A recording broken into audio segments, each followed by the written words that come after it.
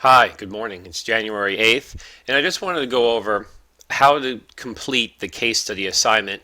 Now, these case study assignments are a little different than any assignment you've done in Blackboard before.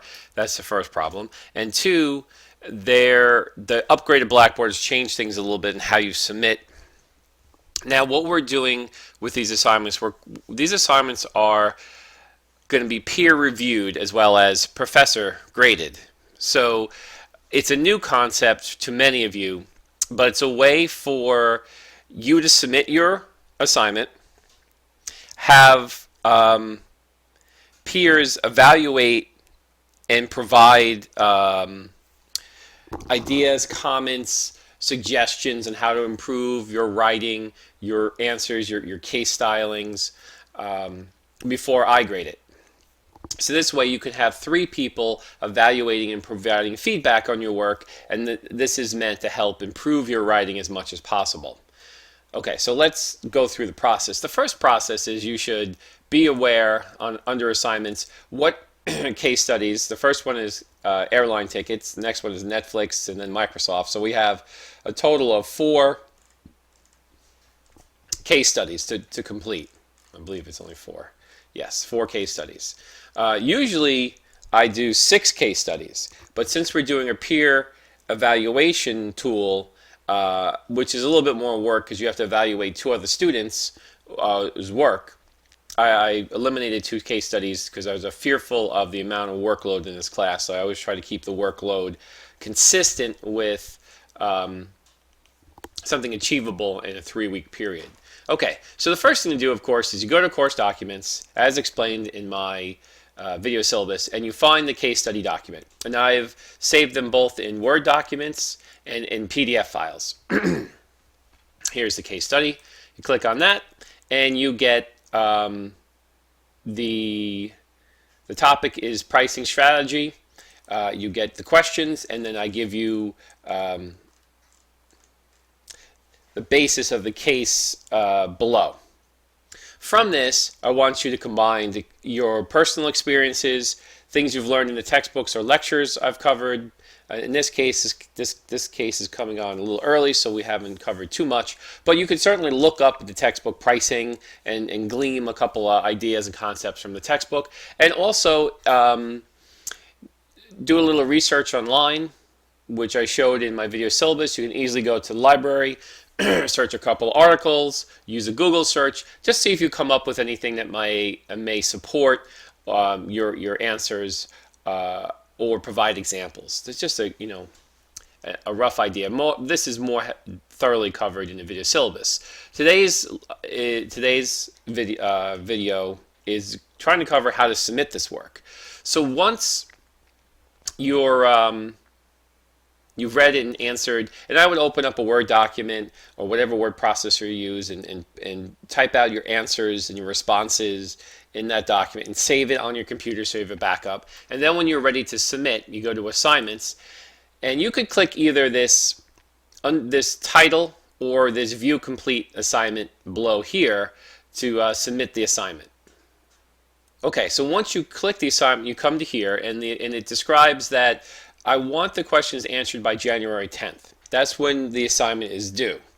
After January 10th, there's a 3-day peer evaluation where you are to evaluate 2 other peers. So once you complete the assignment on January 10th at 11:30 p.m., the next day, January 11th at 1 a.m. in the morning, the peer evaluations start and they continue to January 13th. So you have a couple of days for the peer evaluation. We'll get more on that later. But right now, we just want to know, how do we submit our answers to the questions by January 10th? So looking at this screen, you really doesn't, how do I submit? I can't submit here. There's no attach a file. This confused me too until I wandered over to this question 1 button. So it doesn't look like a button, but this actually here where it says question 1 and the cursor turns to a hand, that's where you want to click to submit the assignment. So for this assignment, I'm asking everyone to paste their responses into the text box. So if you have, you grab your text from whatever document you've written up your responses in. I'm just going to grab it from this PDF. And then you just go back here and you paste. You can do Control V or right click paste, and you get your answers, your information here into the text box, and then click submit below. Now, for this assignment, it's easier for everybody doing the evaluations to just cut and paste their work into the text box. If you're really worried about some formatting or other issues the text box may have a problem with, continue to paste in the text box. But you can also, if you wanted to back up and attach a file, you can attach a file, but just as a backup. But primarily, we're going to be working off of what's pasted into the text box. Okay. So now so once your submission has been submitted to me. So once it's been submitted and it's after January 10th at 11:30 p.m., then the peer evaluation portion of this assignment starts. So this assignment is in two parts. The first part is you submit your work. The second part is you go back in and you read two other students' submissions and you provide them feedback. So here is, again, you click on either the title or View Complete Assignment to get back into the assignment. Now, I have a faculty account, so I'm not sure if you have this little button here. This is what I use to move between the submission, which we saw before. Well, you click question 1 to submit your provide your work, and then the evaluation mode. This may automatically open up directly to this for you once the submission is done and the evaluation starts. But I just wanted to show you that page in case you need that drop down. But either way, when you get to the evaluation part, it's going to ask you to complete the evaluation by January 13th, and you're going to have under evaluations you'll have 2 users. And these are only examples because no one submitted anything yet. And there's 7 points that you can allocate. So you're going to click on user 1. And then I'm going to have certain criteria here. And the first criteria is a grade between 1 through 5, with 5 being excellent. So you would provide a grade and then feedback based on, you'll see in this box, there'll be actually the person's submission here in this box that you could review, and that's criteria 1. If you click this button, you get to criteria 2, which is word count. So the word count for this first assignment was 500 words was the word count recommendation.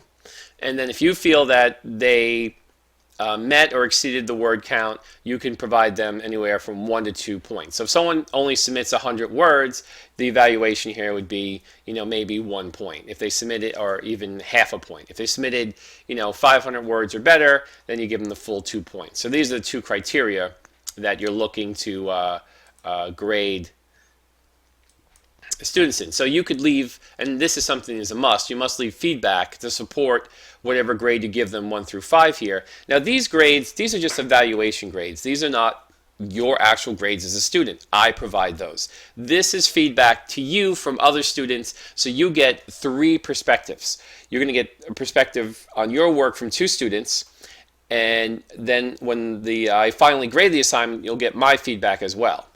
Now, in order for this to work, you have to evaluate 2 students, so everybody gets 2 evaluations back.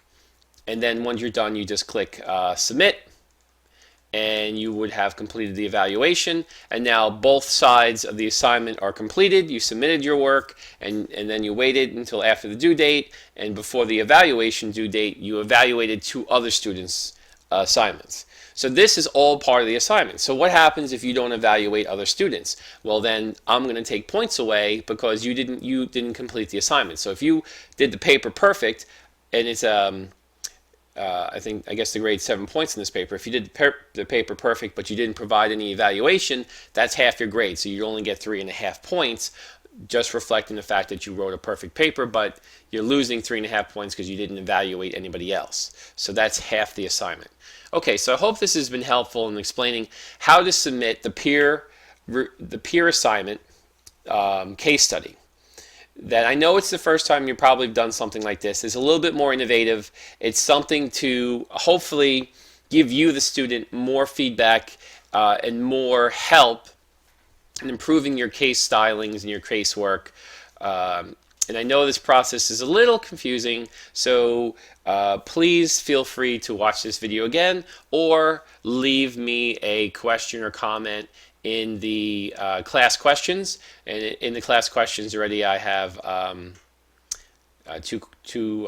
I have 4 questions already, so this is a good area to read and see what problems other students are having and how I respond to them. And students also respond to each other, so it's a good little discussion board here as far as helpful hints on confusing things in the class. Okay, that's it. Stay tuned. My next lecture, my video is coming up where I'm going to discuss and evaluate the performance of the simulation.